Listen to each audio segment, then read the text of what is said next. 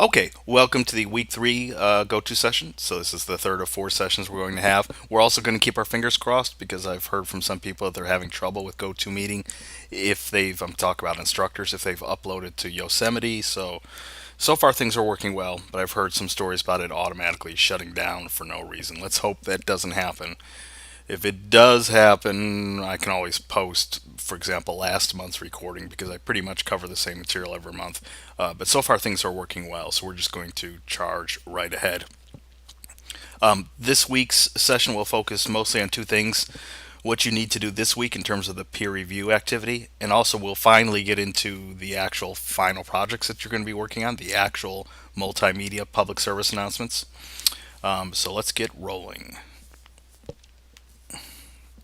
Okay, so there's the overview I just went over. Here's what we'll be covering in today's session. I think all the quiz questions come at the end today.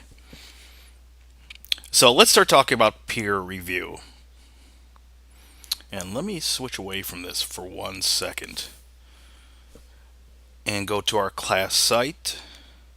Okay, so if you scroll down to week three, you see this thing called the peer review discussion board. If you click on it and go into the discussion board, you'll see that it looks like 5 people have already posted. I know it might be a little bit confusing about what you're supposed to do for this activity, but that's because it's going to be covered in tonight's session. But one thing that you need to do pretty much immediately, so tonight or tomorrow at the very latest, is to post your draft, or excuse me, not your draft, your essay to the discussion board. You can copy and paste it in there. Looks like nobody's done that, but you're more than welcome to just copy and paste the whole thing in there, or you can do what other people have done, which is if you have a link to wherever your document is saved in a cloud-based service, you can do so. It looks like that's what everybody's done here so far. So if we click on their document, it should open up and work. Make sure that you have your share settings correct so it does open for people. But that's something you need to do like tonight or tomorrow. Get your essay posted to the board. Okay. And then here's the assignment sheet for the peer review. You can read through most of this on your own. Um, Basically, as long as everything is due by Sunday, I'm fine. Ideally, you should try to respond to another classmate by Friday, and then there's a reflection that's due by Sunday. But if you get everything due by Sunday, that's fine as well. It's good to try to get, especially the feedback on another person's paper done probably before Sunday, just because that guarantees that that person has time to see it and respond to it.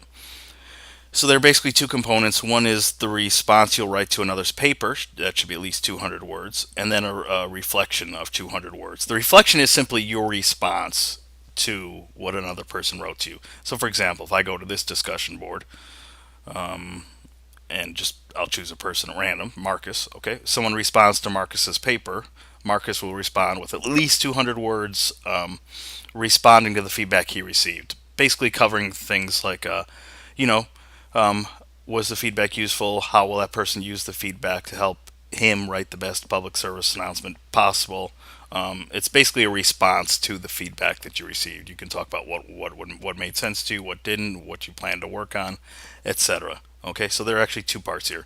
You're going to respond to one person's paper in at least 200 words, and you're going to respond back to the person who wrote to you in at least 200 words.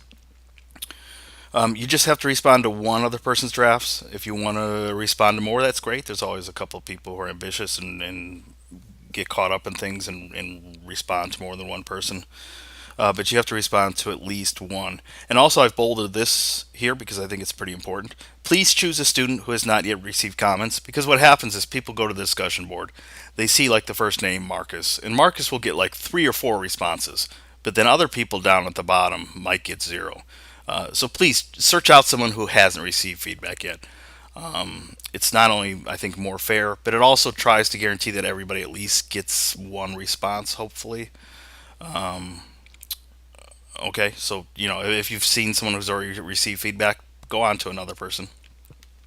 If for some reason you don't get a response and you're not sure then how to complete the reflection, just respond to my feedback. Excuse me, I'm still in the midst of grading, but you'll get feedback from me hopefully long before this activity is finished. So if for some reason you don't get a response, just write a reflection to my feedback. Another question is, where do you compose that reflection? You just do it on the board. So if someone responds to Christopher, he'll just reply right back on the board with his reflection. It's kind of a thank you. You're responding back to the person who took the time to review your work, and you're going to reflect on what that person said. If you're responding to my feedback, just send me a message through the messaging system with your reflection. That's fine. If you're unsure what to do in terms of peer review, you have some guiding questions here on the right. For example, can you see the thesis and the appeal for action? Do you see various means of appeals, ethos, pathos, and logos being used? Is the appeal or call to action clear? Is it clear what the writer is asking a specific audience to do? What did the writer do well? What suggestions do you have for improvement? And so on. So don't forget about this document, okay, the actual assignment sheet, because it kind of contains what you need to do. I'm going to go ahead and close this because when I have too many things open, the machine runs kind of hot. Okay, but let's talk a little bit more about peer review in general, like what the aims of it are. How many of you, and you can go ahead and type in the chat, or you can raise your hand and speak out loud. How many of you have participated in peer review sometime in the past? Like you did it in high school, or maybe you took a college class somewhere else and took a basic English composition course. How many of you have experience with peer review, like giving feedback to one another's papers? Any of you? Yes, no, maybe so. Okay, Scott has, Parker. Most people have, I think, right? Patrick says he hasn't. Typically, I'm guessing it was probably in a real classroom setting where maybe you were put in pairs, or maybe you just paired up with someone and exchanged papers, or maybe you were in a group of three and four and you all exchanged papers. There's tremendous value in peer review, and I do like the process. I actually like it more in this environment where we're going to do it online via the discussion board. Uh, because what happens in real time in a classroom session is, for example, you'll exchange papers, and either because it just doesn't seem like the most exciting activity to do in real time, or you're not sure what to look for. But sometimes people don't give each other the greatest feedback. Okay, they sort of read it through, make some quick comments, and generally say "great job" and just sort of move on from there. The good thing about doing it online on the classroom discussion board is you have all the way until Sunday to complete this peer review project. So if for some reason you're not in the right mood, you can always do it later. Or if you're reading a paper and you don't know quite how to respond, you can take a break. Okay, I do that sometimes. Sometimes your own work, your own papers. Sometimes I see things clearly, and other times I don't, and I have to take a break. Right, I have to go for a walk, or microwave a burrito, or, or turn on the television for a few minutes or something, right? To sort of clear my mind and let my mind think more about what I want to say. So you have the time and space to complete these responses to classmates with more care, perhaps, than you would do when you automatically have to do it on the spot in the classroom. Okay, so what sorts of help do you expect from your classmates? Again, you can use the chat box to answer this next question, or you can raise your hand. Like, what kind of feedback, either just based on previous experience, or for those of you who haven't participated in peer review, just using sort of common sense or an educated guess, like what kind of feedback is not helpful? What sort of feedback makes you look like the woman in this picture with the classic face palm gesture? Um, what kinds of stuff is not terribly useful? Patrick says, not helpful. I really didn't like this. Okay. I'm not sure if okay, without explanation, right? So there's a big thing right there. Like offering various for sort of general, in this case, subjective things, like I didn't like this, without any sort of specific information about why. I mean, to say you don't like something is completely subjective, possibly. Or it could point to something that really does need to be fixed, but if you're not being specific about what needs to be fixed, well, then that's a problem. Um, Damien makes a good point. Insults, name calling, cyberbullying. I don't really see that so much, but there is some truth that yeah, I think you have to be careful with the way that you word things.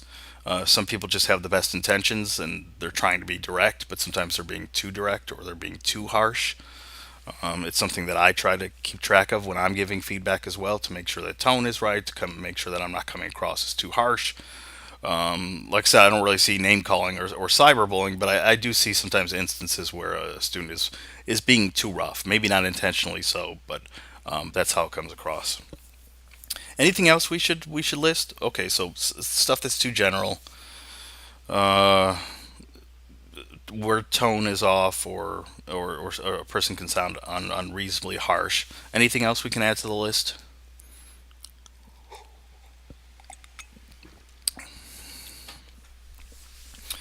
I'm trying to think of what students typically say in addition to that. Lack of specificity is a big one. Tone is a big one. I'll just go back to it. I mean, the subjectivity thing in terms of not so much just lack of specificity, but I noticed this even with the week one discussion board. People get very caught up in the topics themselves, but not really the writing. So, someone, let's say, writes a paper on, I don't know, the royalty rates paid out by streaming music companies to music artists, right? And like the person responds and gets really into that topic. Like they have a lot to say about streaming music. They have a lot to say about, oh, you're so right about this. I completely agree. I'm a musician too, and this drives me crazy, blah, blah, blah. And some of that is fine. I don't mind the discussion board being used to make a few quick comments about the topic itself, but they sort of forget to focus on the topic at hand. So keep that in mind, okay? The goal here is to respond to the actual writing that appears, not so much the topic itself. So that's kind of an offshoot of this subjectivity thing that people respond very, very personally, but they sort of don't stand back and look at the essay as a piece of writing and respond to that. That's really our goal here. Okay, so if this kind of feedback isn't terribly helpful, what kind of feedback is helpful? Well, pretty much the opposite of everything we've said, right? I mean, you want to make, yeah, I mean, you want to offer feedback that gives people that sort of positive impression, the way that these people look in this photo, right? We got some shiny, happy people here. So helpful feedback is kind of the exact opposite. It's specific, okay, in terms of what's working well, but also in terms of suggestions for improvement, right? If you found that the essay was a little bit confusing, you point out exactly where that occurred and why. It means, pointing out what's working well, and doing so specifically. So specificity is a big thing. And yeah, the opposite of everything we said, not being general, right? That we don't just make broad comments like "great job" or "this needs improvement," but we actually zero in on things that can really help the writer, and so on. And being even in terms of tone, in terms of voice, being sort of conscious of that. Okay, so that's sort of what we're aiming for here. And I think it's also useful if we think about feedback in terms of two broad categories, which I'm going to show on the next slide. And this slide might be a quiz question, so perhaps pay extra attention here. But I like to think of feedback as falling into two broad categories. Excuse me. On the left, we have what are called higher order concerns. This is like the big picture stuff, the important stuff. So thesis, content, organization. Okay, and this is the stuff that I'd say we should be concentrating on the most. Because thesis, for example, for this assignment is really pretty basic, right? You have a specific industry issue. You're trying to raise awareness about that issue, and you're asking a specific audience to do something about that issue. Okay, that's your thesis. So if it's not clear what the writer is asking a specific audience to do, that's a pretty major thing that you'd want to point out to the writer. Because we shouldn't be in week three and people are still struggling with that step. I mean, it's kind of okay if it happens. Ideally, they probably shouldn't be struggling so much, but if they are, they still need to hear that so they can get on track. Same thing with issues of content and organization.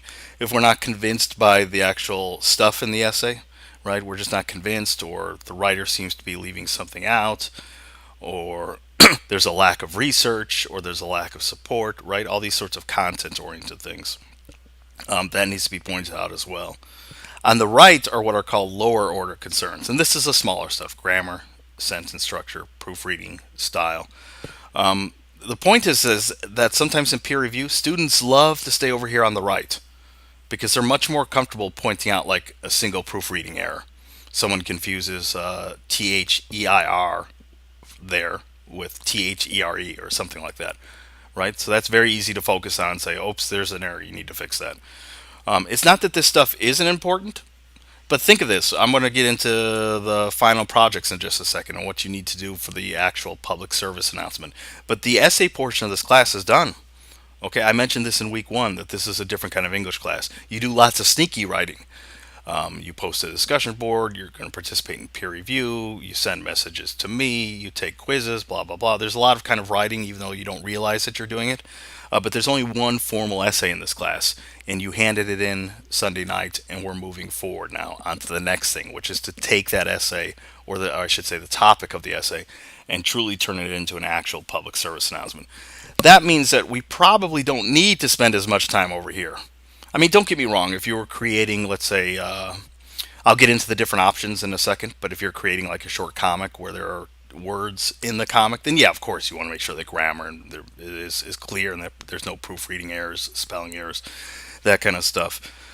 Most of the projects require you to submit a written script, so there's some writing to evaluate. So it's not that grammar and sentence structure aren't important, but they're just less important because we're dealing with multimedia projects where the grammar may not be so visible like it is in a formal essay. So that's even a greater reason why we need to spend more time over here. Because you're not revising this essay, you're not handing it in again for a new, fresh grade. Okay, so it's really this big picture stuff that's slightly more important. Okay, so some quick feedback tips. These might also be part of quiz questions. There are three of them, so I love it when I give quiz answers away. So you might want to jot these down or take screenshots. But feedback tip number one, right? Be positive. I think it's really important. I try to practice this myself. That whenever I read anything, it's not just even student work. Anytime I read something online, or I read a novel, or I read an article, I try to read it in the most generous terms possible. I don't think that you should come into something with this sort of hypercritical eye where you're already sort of in criticism mode. I think you should sit down and try to read it in the most generous terms possible and try to be the most open as possible. And then, yeah, if you notice things that aren't quite working for you, or you notice concerns, it's more than possible. It's more than fair to point them out.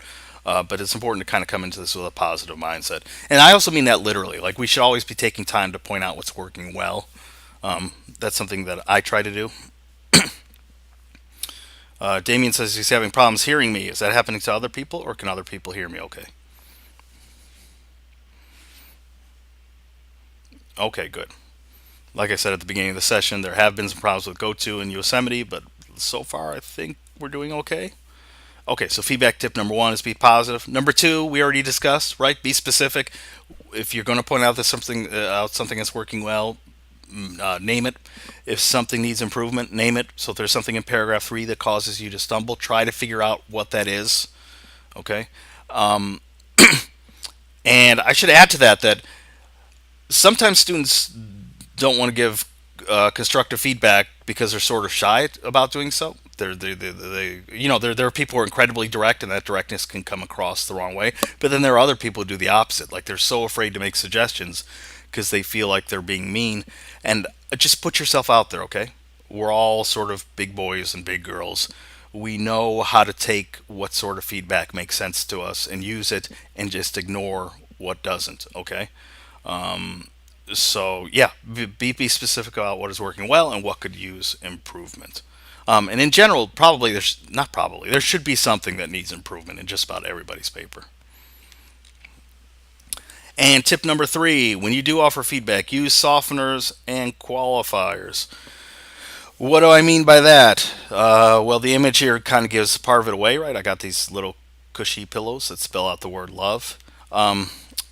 It just means that we have to be very careful how we word things, right? If we speak one on one, especially if we're face to face, but like, you can soften your tone by smiling, or people just hear by the quality of your voice that you don't mean to sound as harsh as you do. But when it's only words on the page, those words can be misinterpreted. So we have to make sure that we're using softeners and qualifiers. And I do this with you guys all the time. You may not notice it, but I'll always say things like, "Oh, I was a bit confused here," or your call to action seemed a little bit fuzzy. I don't say that, "Oh, none of this made sense," or "I'm lost," or "I'm confused." I do try to soften what I say. That said, I don't avoid directness at times as well. But one of the ways that I soften things is always by pointing out what's working well, and by trying to be careful of my tone and style. Okay, so there are the three feedback tips. Okay, so let's start talking about the final project, which is to create an actual public service announcement. I have a picture of a billboard here. This is just to remind people that we're surrounded by public service announcements all the time. So this billboard, even as minimalist as it is, it has a message: hug, don't slug. There's an issue, right? Domestic violence. What you can do, you can call this number, right? So even in its minimalist form, this billboard is a public service announcement. You won't be creating things like this, of course, but you are going to create a public service announcement. You have different project options. Not all of them are picture, but most of them are here. You can create a song or a jingle. You can create an audio piece, an audio PSA. You can create a short comic or a short film. And I'm actually going to bring up the project option sheet right now so we can go over it a bit more carefully. Uh, Give me 2 seconds. This is the one document I forgot to have open in advance. It's located in a couple places, so I'm just going to go here.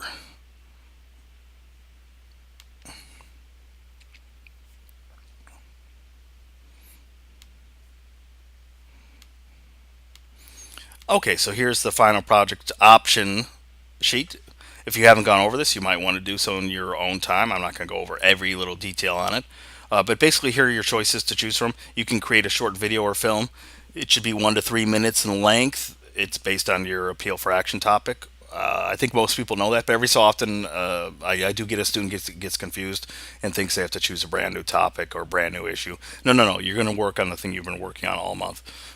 The only people who should be changing are the very, very few people who maybe still haven't found their topic at this stage. But most of you have. If you create a 1 to 3 minute film or video, it needs a script that accompanies it. Okay, and music, sound effects, and voiceovers should be used to enhance your video. I need a script for a couple reasons. One, gives me some more writing to evaluate. Second, and perhaps equally important, is that it shows evidence of planning. Like if you're sitting down and scripting out what you want to do and say, that shows that there's some thought being done in advance in terms of executing the public service announcement. Every so often, there is a student who just turns on like their laptop camera or their computer camera, speaks impromptu just off the top of their head for a minute or so, and click stop and calls that a public service announcement. So that's not what we're aiming for here. Okay. Think of the public service announcements you see on television. I mentioned the Sarah McLaughlin one in week one. I see ones for cyberbullying all the time. We mentioned things like Smokey the Bear. Okay, so we're trying to create something that's kind of like that. Obviously, not all of you are professional filmmakers. I'm not expecting exactly that kind of quality, but that's sort of what we're aiming for. Okay, or it's a good idea to think about it in terms of a commercial. I mean, a commercial sells a product, so it is quite a bit different. But still, what does a commercial try to do? In a really efficient form, it tries to deliver a message, which in this case is to sell a product. Here, of course, you'll be raising awareness about an issue and encouraging a specific audience to do something about that issue. So yeah, it's an exercise in conciseness because obviously, if you only have 1 to 3 minutes to work with, you'll need to think about what elements of your essay or your research are most relevant. You'll have to come up with some sort of plan. Some people have concepts. They might tell a story. They might act out a scene. Other people will create things that are more straightforward in terms of delivering information. So there are lots of different ways to go about it. But the script does help show some evidence of planning. Let me take a sip of my coffee here.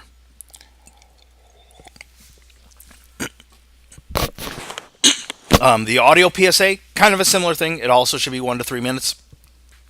It also requires a written script. Music, sound effects should be used to enhance. The audio PSA, I would compare to a couple different things. Again, you can think about it like in terms of a commercial. Yes, a commercial sells products, but think of what an audio commercial does when you hear it on the radio station. Probably you've heard perhaps audio PSAs in the past. So it's a really professional, like 1 2 minute piece that works completely in audio form. Or another way to think about it is sort of like a podcast, which is like a kind of like an online radio show. So sometimes people will set up an interview scenario, or people will pretend they're the host of a radio show, and for that 1 to 3 minutes, they're going to focus on this issue and delivering this specific message. And again, the same things I mentioned about the video film option also apply here, right? The script helps show evidence of planning and gives me some writing to evaluate. To evaluate, excuse me, because there are times where people, again, just turning on whatever sound or audio program like GarageBand or Audacity, just turning that on and clicking record and speaking off the top of your head for a minute or two isn't really an audio PSA. So the script shows evidence of planning. Next is the comic PSA. You can create a short comic.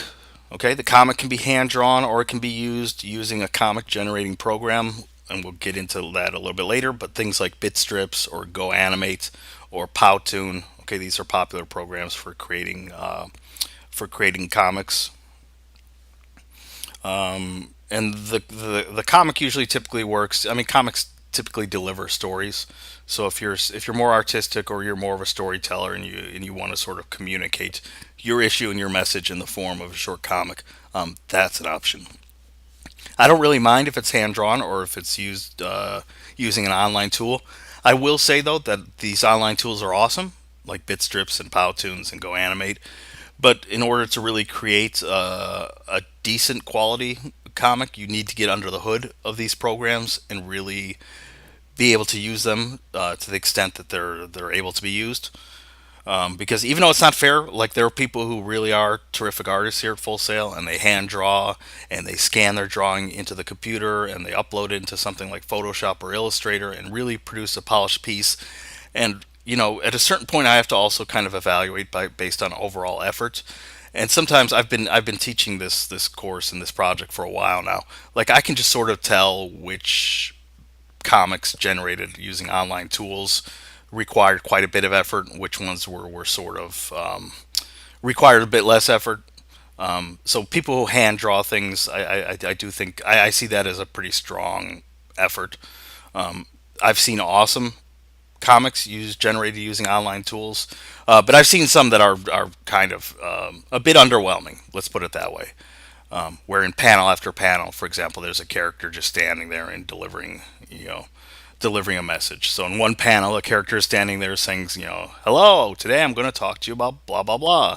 And the next panel, the same character is standing there again and saying more information about the issue. And the next panel again, that's not really a comic.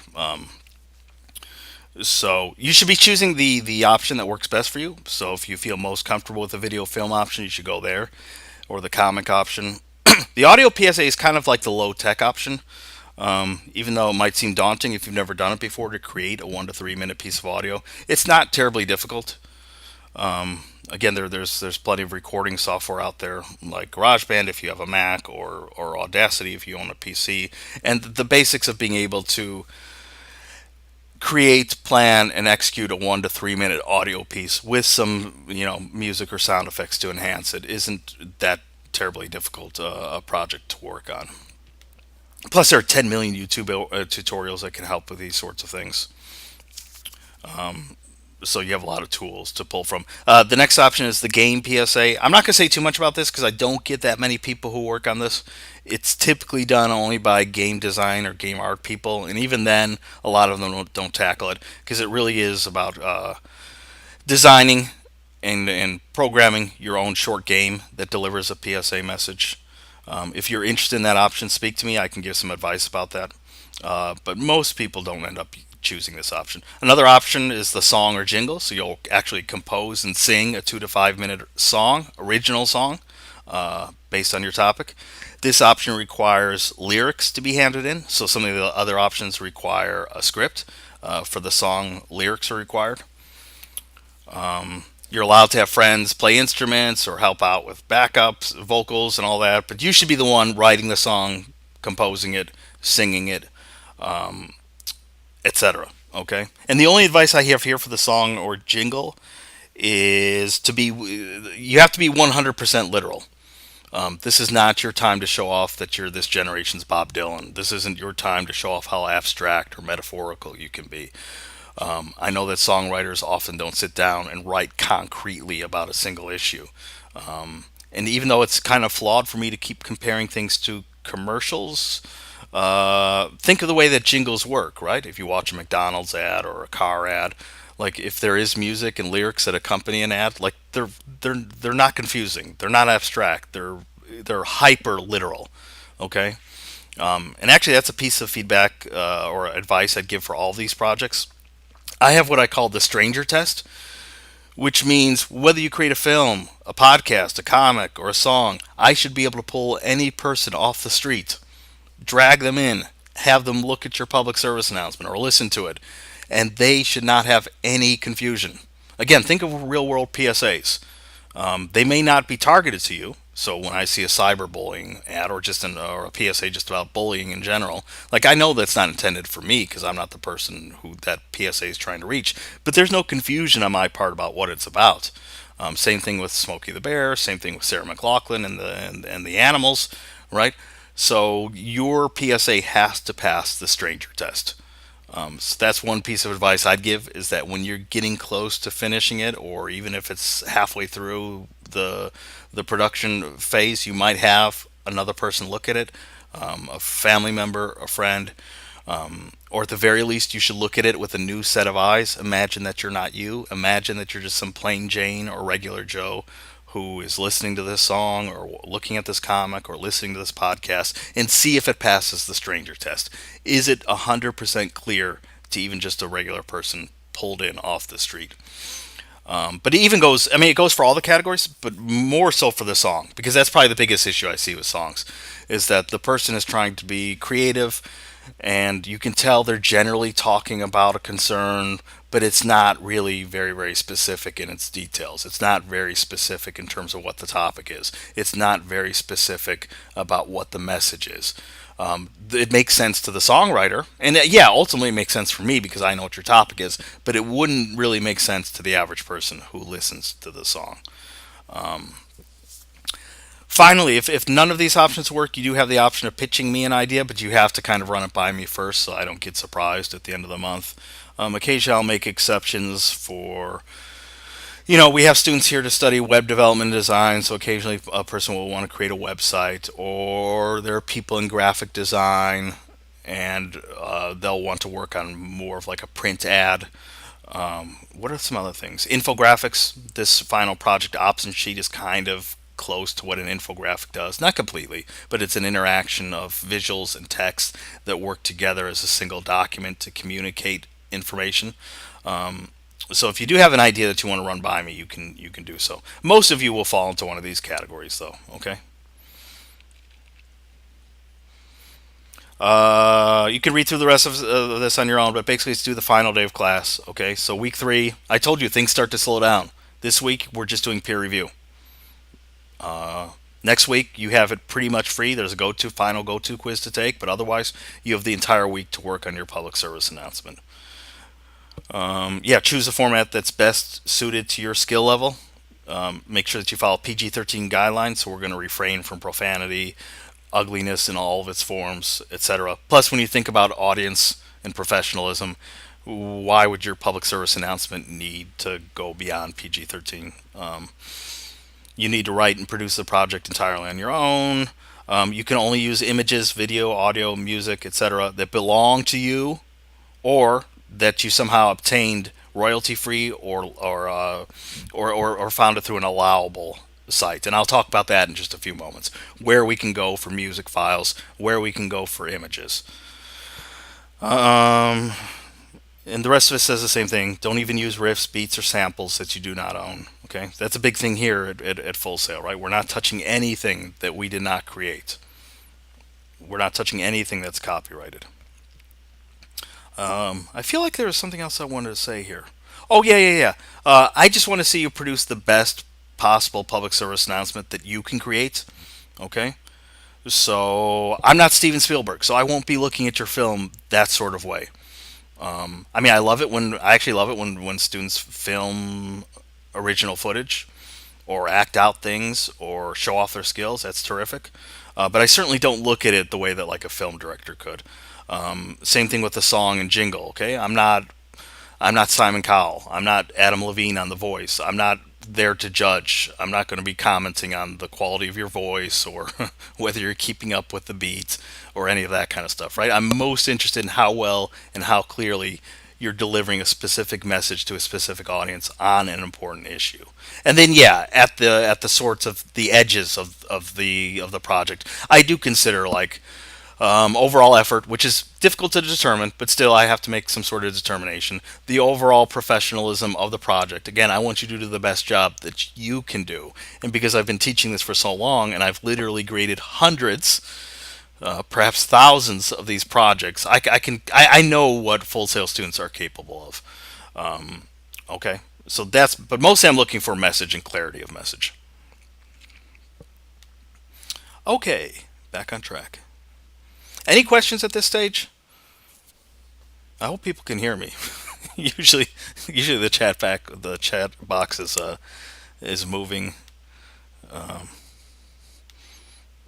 I'm really freaking out because I hope that there are no problems with tonight's go-to session. Okay, moving ahead.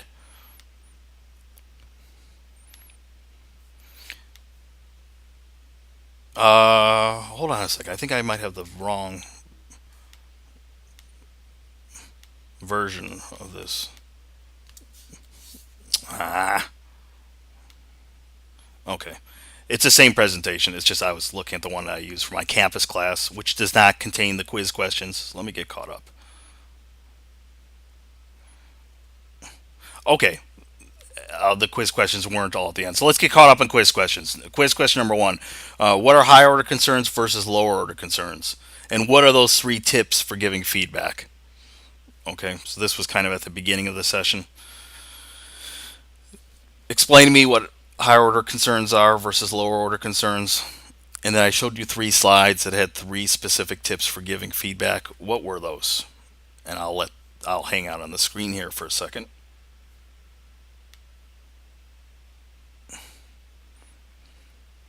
Marcel asked, would an infographic be acceptable for the PSA? Yeah, I mean, we should talk more, uh, Marcel, just to make sure I kind of know what you're going to do, and that what's your degree area, Marcel? Um,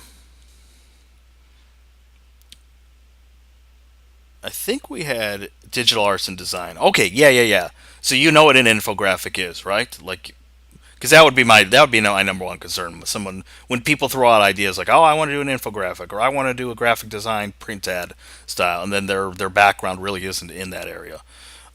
So yeah, I would approve that. I think that's useful. Again, your biggest challenge, Marcel, I think, is to sort of come up with a concept, or if not a concept, then a plan for a sort of single document that's incorporating both images and text in a way that delivers a specific concrete message on your issue.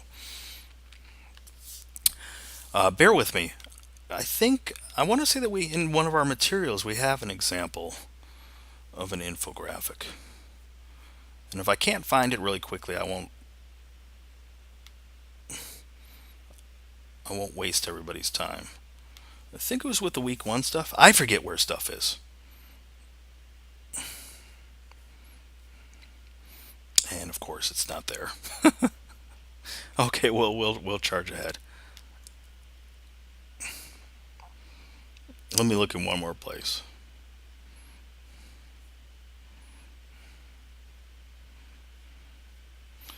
Okay. Man, this machine runs slow when I have too many things open and running. Okay, here's an infographic, right?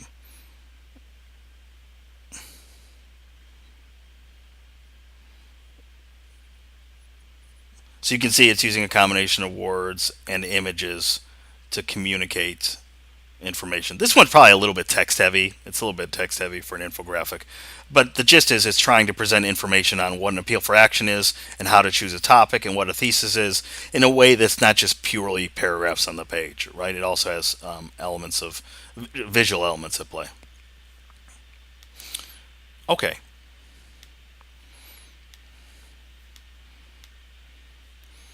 Quiz question number two. This is pretty easy. Now that I've gone over the four different final project options, which one are you going to use? Okay, are you going to choose the video film option, the song option, the comic option, the audio option? That's all you literally need to do to answer the question. But if you want to give me a little bit more information, you can do so. So you might say, I'm going to hand draw my comic, or I'm going to use Powtoon to create my comic, things like that. Okay, so there's quiz question number two, which is just what format. I'll get back to the PowerPoint thing. I have to close some stuff because my machine is going to burst into flames. It's running so hot. I'm telling you, ever since I uploaded, like I uploaded late to Mavericks, and that started to make the machine run hot. Now I've uploaded to Yosemite, that's making the machine like I had none of these problems when I was on Mountain Lion. Okay, too much information. Some reminders: pathos, logos, ethos. Remember those fancy Greek words from week one? I said you don't really have to remember them; you just have to remember what they mean. Pathos means emotion. Logos refers to logic. Ethos refers to authority or credibility. Keep these things in mind because, again, they're not theoretical. When you create your public service announcement, you'll have to remember who your specific audience is. If you're trying to reach parents and you're using the film option or the audio option, like what is the best way to reach parents? Like visually, what sorts of images would be appropriate for that audience? In terms of logic and the arguments you use, which ones will most convince parents? Etc. Okay, so keep these things in mind. All that stuff we went over in week one, it wasn't just in theory, it's also in practice. I would say that's another big issue I see with the public service announcements. Sometimes I see terrific efforts, but then I notice small things like that tone is off, or the concept or the style just doesn't quite match what the specific audience would probably be looking for. With some of your essays, I'm already starting to point out some of these things where the tone gets a little bit too personal, or the tone's a little bit too, not angry, but a little bit too accusatory when you're trying to reach an audience that you're trying to convince. So all this stuff that we went over week one, keep it in mind. Okay, we have lots of different ways to reach an audience, and you'll have to juggle a lot of things, right? Like, what's your plan for the PSA? Will you come up with a story or some other sort of concept, or will you just deliver the information straightforward? And however you deliver it, what ways are you going to try to actually reach your specific audience? So, quiz question number three deals with that. How will your format appeal to your audience? And I want specifics here, okay? I understand that you haven't yet created it. I understand that things might change. I understand that you may not have all the details down yet. But in what ways, for example, do you think your comic will have to reach your target audience? Or what will your podcast have to specifically do? So try to be as specific as you can, even if you end up making changes later. Okay, I want to see more evidence that you're thinking these things through. So the answer here shouldn't just be, oh, I'm going to make it accessible and friendly to everyone, or people like to laugh, so I'm going to make it funny. No, I'd like you to think through, like, what are the various things that you think your public service announcement will have to do in its given form to actually reach your target audience. It's also inspired to get you sort of moving in the planning stages.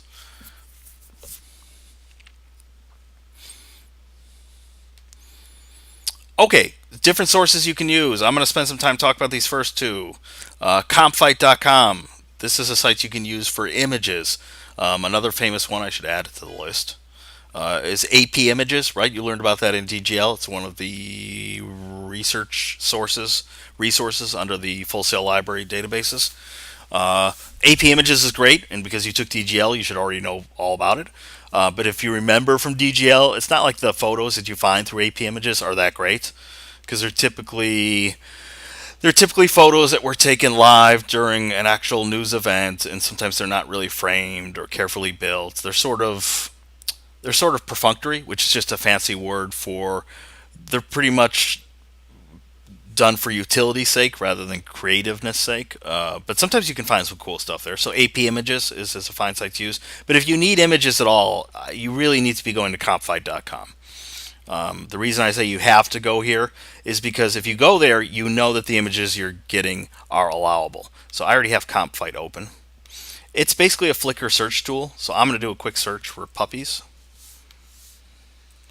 because who doesn't love puppies?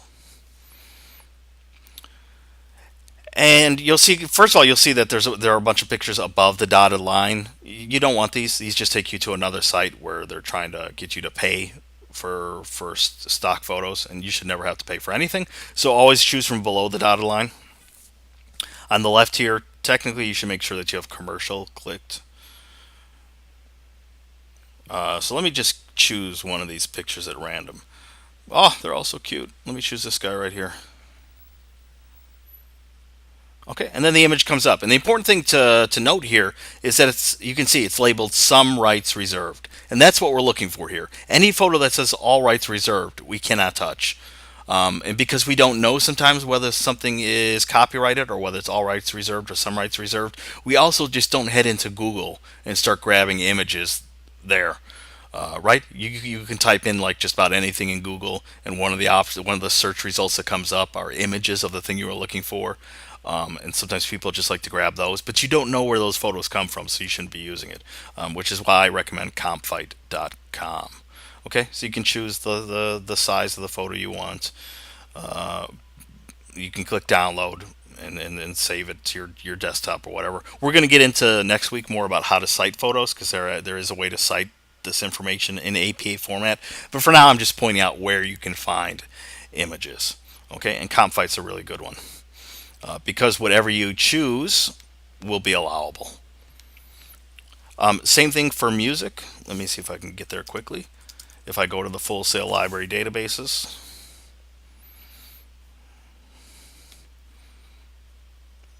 there's a source called Westar Music. This site is really cool because normally, if you weren't a Full Sail student, the individual music tracks would cost anywhere between $15 and $60. You get them for free as a Full Sail. These are generic sort of MP3 files, so they come in all sorts of genre, like rock or hip hop or even classical or folk or Broadway. Okay, but they're all sort of. I mean, they're actually composed by people, but it's sort of, I don't know. I wouldn't call it elevator music, but it's something like that. It's all-purpose music that you can use for projects. So if I go to the research databases and scroll down, you'll find Westar Music. I don't remember if I have the password saved, but you have the information you need here to sign in. Full Sail 1234. Okay. And if I go into the Westar Music database, okay, yeah, I do have to log in. Oh no, it's saved. Okay, cool. Once we're in, we can see all the different categories. Okay, it's loading the albums right now. Here's classical, all piano music, Latin pop, right, rock, and you can tell it's sort of generic music files because it has these like corny titles for the albums, like rock, solid and sauntering, sports, dynamic and defiant, right? Rock, action and emotion. I'm gonna go in there. Wow, action and emotion. And when you go into a specific album, you'll see the listing of tracks. Okay, so here's one called Letting Loose, and you have different versions of Letting Loose. Um, they used to show the price, but yeah, you'll just have to trust me. Normally they cost like, $30 to $60, and you really just have to like click on whatever you want and just go through the checkout procedure. You won't be charged anything because as long as you're signed in under your Full Sail account, you can download whatever for free. But then you can download the MP3 track, right to your desktop, and then you can use it in whatever project that you're creating. So that's a place that I would go to for music. Okay, so again, no copyrighted music. And I'm going to try to make that really, really clear because it happens every month where someone uses copyrighted music. I love that song, All About That Bass by Megan Trainor too. Or what else do I like? What's that song by Jessie J, Ariana Grande, and Nicki Minaj? Is that Bang Bang? I always get confused because there's Bang Bang and then there's Boom Clap, right? Two songs that have really, really similar titles. Okay, I love both those songs, but I don't want to hear them in your PSAs. Okay? I don't want to hear Luke Bryan in your PSA. I don't want to hear Metallica in your PSA. I don't want to hear the Rolling Stones in your public service announcement. I don't want to hear Beyonce. If I'm sounding mean, it's because I really do see one or two students every month who do exactly that, just despite my protests to do otherwise. Okay, so no copyrighted music. If you need music, sometimes your programs have built-in music. I know that lots of you don't have your launch boxes yet, your MacBook Pros For those of you who do, or those of you who are already Mac users, you know that programs like GarageBand already come built in with some preloaded beats and loops and music tracks. If you're thinking of making a film, iMovie comes loaded with sound effects and music. So if you need to add like crickets chirping or an audience clapping, those files are included. And if you don't have those programs, I'm not as familiar with Audacity, or I used to be, but it was like a million years ago that I used to use it. They might have stuff included, or they might have add-ons or plugins that you can use. So that's what you have to do in terms of music files, right? You find something that's not copyrighted from an allowable source, and I would say Westar is probably a pretty good place to go to. There are some rare exceptions. If you truly personally know like some indie band and can get me proof that they've signed off on letting you use their music in a project, then that's fine. But for the most part, I'm just going to warn people away from doing that. That goes for video images as well. I know that there's 10 million things on YouTube, but most of that stuff actually shouldn't be there. So just because it's on YouTube doesn't mean you can incorporate it into your own video, for example, your own film. Okay, so we're not sort of circumventing copyright rules, or at least copyright questionability, by taking something that someone else has uploaded that's questionable. Okay, so everything should be either entirely created by you, or it needs to come from an allowable source, like compfight.com, like Westar Music, like AP Images database. Okay, I need to make that like really, really clear, because this is Full Sail. It's a for-profit school. That's a big part of it. But also, you're all in areas where these issues are super important. Okay, most of you are in creative areas. You're in film. You're in music production. And you won't just be able to take materials that are not yours and use them. Even if you're on the business side of things, you won't be able to take images that aren't yours and use them in promotional materials. I know for musicians it's a little bit of a gray area right now, because there are people who do create beats and encourage other people to use them. But for the most part, we're sticking to the strict letter here of not using anything that's questionable. Is Linda the only one who can't hear me, or is my voice disappearing for others? We're almost done, so hang in there. Okay, yeah, I think some people are having problems. Where were we? Okay, conflight.com for images, Westar for music, a fun font site. Here are the big three for comics: bitstrips.com, Powtoon. Are most of you familiar with Powtoon? It's like super famous now. Pretty much everybody's familiar with it, I find. And if you're not, you might want to go play around with it. It's technically presentation software, so it's technically kind of in spirit similar to PowerPoint or Keynote or wow, God, why am I blanking? What's that 3D tool that's online? Prezi. But because Powtoon uses animations, and because it unfolds like a movie in real time, it has a comic-like feel, so I put it in the comic category. Go Animate is a lot of fun too. I think they limit free users to only 30 seconds, so some people have to sometimes string together several 30-second clips into a single PSA. But these are kind of the big three. Yeah, Scott said, I assume he's talking about Powtoon, that it's very intuitive. Yes, Powtoon is so user friendly. It's almost like, you know how like in PowerPoint you can just figure things out. You know, you learn how to drag images, you learn how to create simple movements, you learn how to, I don't know, align things. Powtoon kind of works the same way.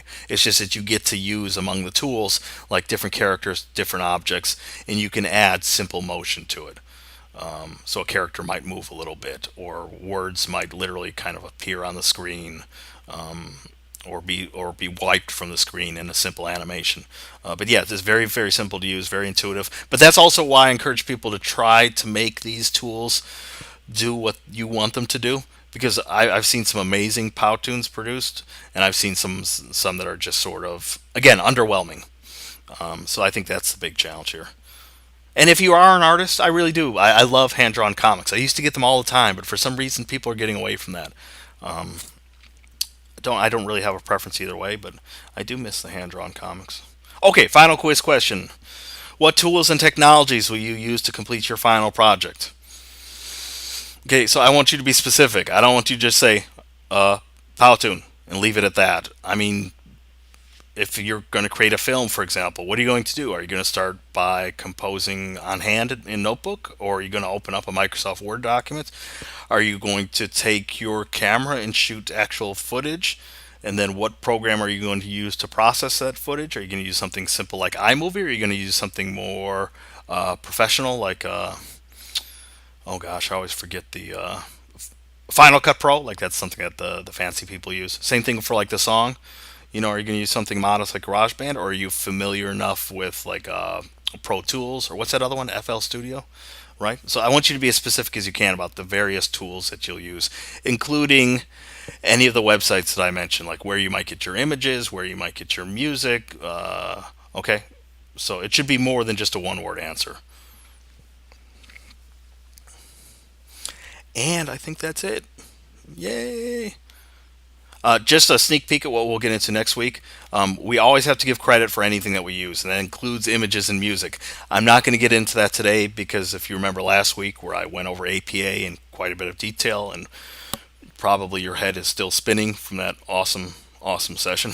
But next week, because it will be a shorter session, I will get into how to cite images and music because those need to be cited as well in APA format. And you'll see next week. It's not terribly difficult. It's basically following the same rules that you were using for articles or websites, right? Instead of an author's name, there will be a photographer's name or a composer's name. There will typically sometimes be a title for the song or even the photograph. There will be a year it was taken or composed. Okay, so it's the same information for the most part, but we will get into issues of how to cite that next week. Oh, ignore that. There's no fifth question. There used to be five questions on these quizzes. But now it's Q&A time, question and answer time. I've tried my hardest to keep this under an hour, but I went over a lot of stuff. Okay, so peer review, what you need to do. You need to respond to one other person's paper, and then if you receive a response, either from another student or from me, you need to write a short reflection. Okay, and all of that is due by Sunday. So I went over peer review. I went over the final project options. So if there are any questions you have, go ahead and ask them now.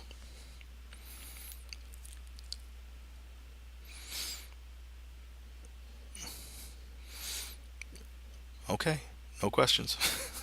I'm hoping that's because the present this session was so clear, so lucid, so perfect in its execution that nobody has questions. Is that the case? Yes. I sense the issue might be that people just want to take off. I'm going to stop the recording right now.